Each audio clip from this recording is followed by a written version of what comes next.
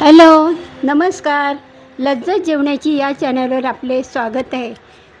मित्रमैत्रिणींनो, तुम्हा सर्वात गणपती उत्सवाच्या खूप खूप शुभेच्छा. आज मी ऋषी पंचमीनिमित्त मिक्स भाजी करणार आहे. त्यासाठी लागणारे साहित्य पुढीलप्रमाणे.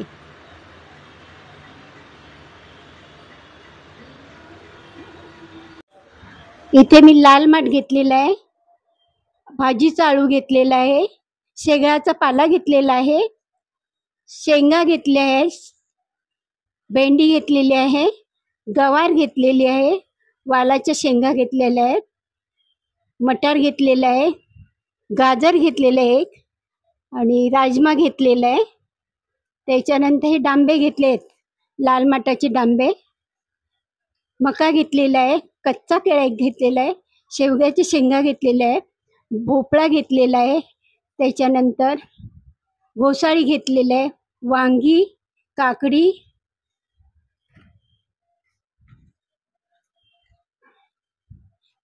पडवळ, शिरोळं आणि सुरण घेतलेलं आहे. त्याच्यानंतर नारळ, चिंच घेतलेली आणि गूळ. एवढं साहित्य मी जवळजवळ 21 भाज्या मी ऋषी पंचमीची भाजी बनवण्यासाठी घेतलेली आहे.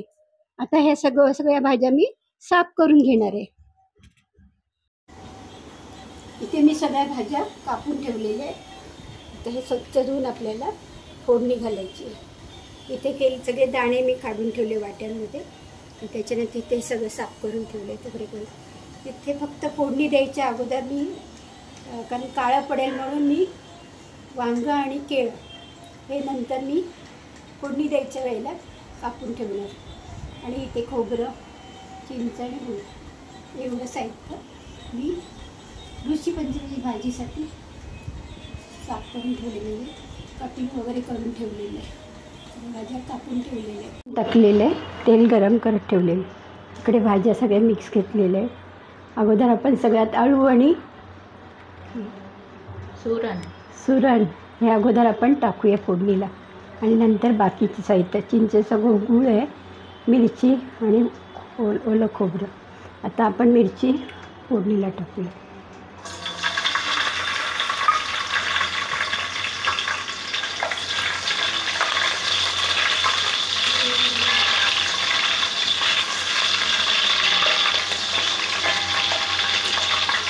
पारंपरिक जी भाजी आहे ऋषीची त्याच्यामध्ये काही टाकत नाही, फक्त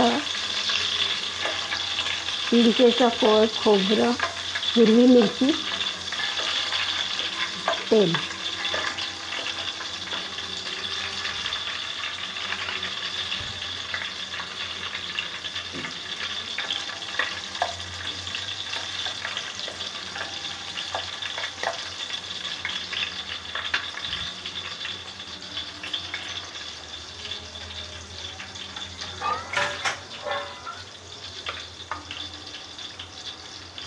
ह्याच्यामध्ये टाकूया सुरण आणि आळू. याच्यात पालेभाज्या आहेत.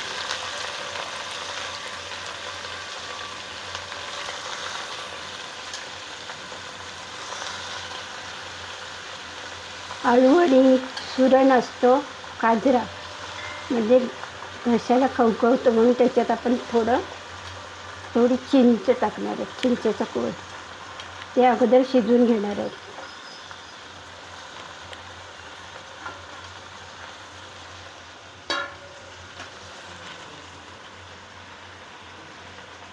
तुम्ही कुकरमध्ये शिजवलं तरी चालेल, पण आपण जे पारंपरिक पद्धतीने करते भाजी त्याच्यामुळे मी पातेल्यातच करणार आहे भाजी. कुकरमधली आणि पातेल्यात केलेली ही चव वेगळी लागते, चवीमध्ये फरक पडतो. आता थोडा वेळ आपण याला झाकण ठेवूया.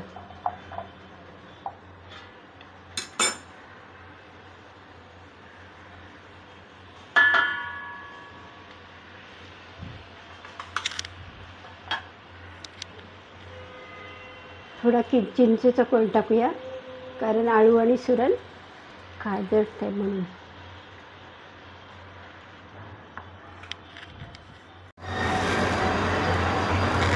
त्याच्यावर आपण झाकण ठेवून अळू आणि सुरण शिजवून घेऊया अगोदर. काढूया. हे बघा अळू आटून गेलं. अळू आणि सुरण. आता आपण बाकीच्या भाज्या टाकूया.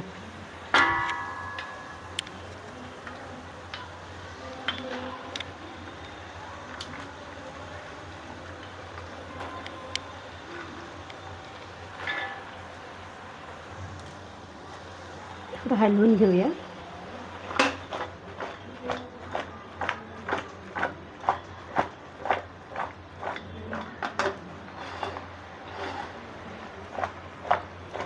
जशी भाजी आटत जाईल तशी ती कमी होत जाणार.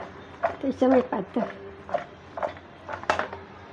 मिठाच घेतलेले थोड्याला हलवून घेऊया.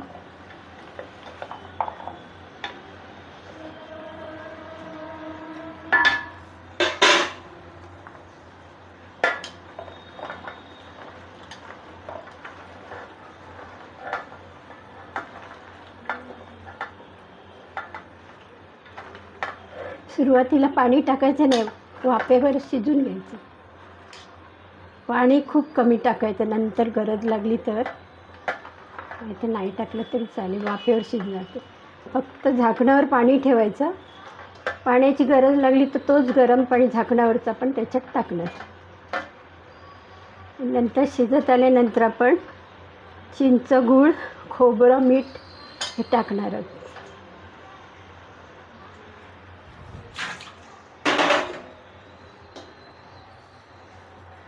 तर थोड्या वेळेला झाकण ठेवूया.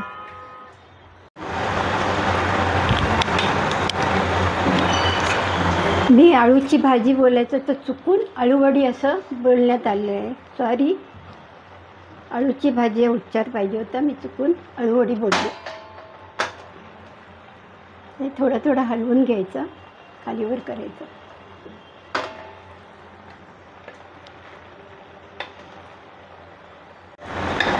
जशी भाजी शिजत जाईल तसं ती कमी होत जाणार. म्हणजे आपलं पातेला बरोबर भाजी बसणार आहे, पातेल्यात व्यवस्थित बसणार आहे. पाणी वगैरे अजून मी टाकलेलं नाही. भाजीच्या पाण्यातच ती भाजी शिजत आहे.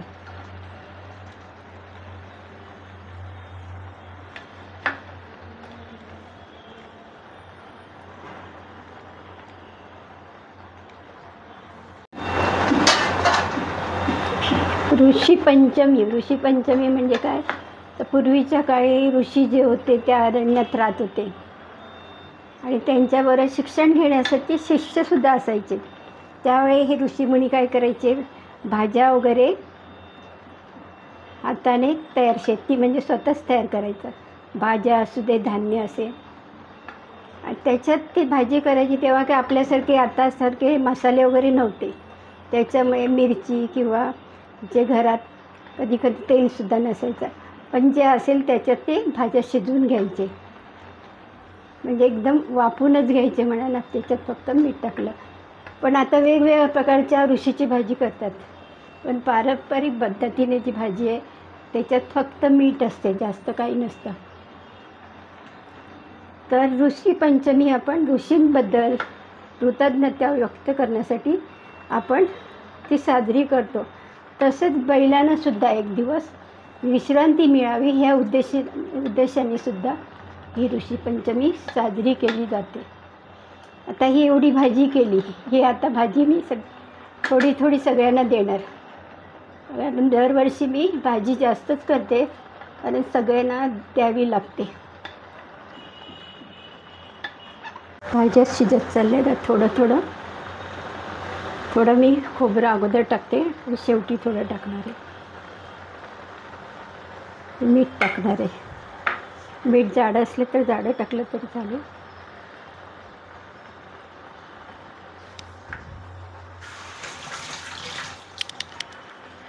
आणि चिंचेचा कोळसुद्धा. चिंचेचा कोळ मी नंतर टाकणार आहे, कारण काय काय भाज्या असतात ते शिजत नाही लवकर, म्हणून चिंचेचा कोळ मी नंतर टाकणार. तर मीठ आणि खोबरं टाकले, थोडंसं हलवून घेऊया. अजूनपर्यंत पाणी टाकलेलं नाही मी.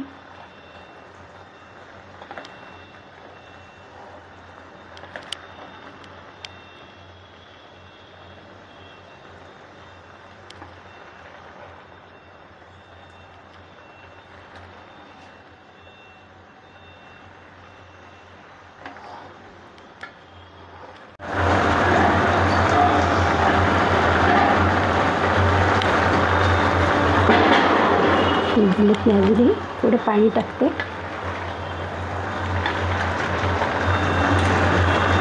ह्या भाज्या भोपळा वगैरे शिजलेले आहे आणि डांबे जे आहेत ते शिजलेले आहे. चिंचेचा कोळ टाकते.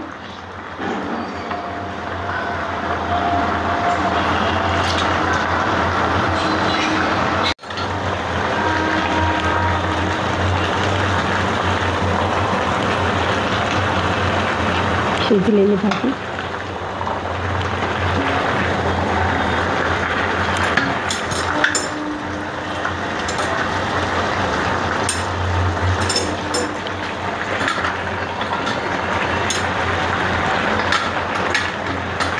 थोडं पाणी आटून देते. भाजी शिजलेली आहे. मी बनवलेली ऋषीपंचमीची भाजी आणि भाकरी ही रेसिपी तुम्हाला आवडली असल्यास नक्कीच लाईक करा, शेअर करा, सबस्क्राईब करा. थँक्यू.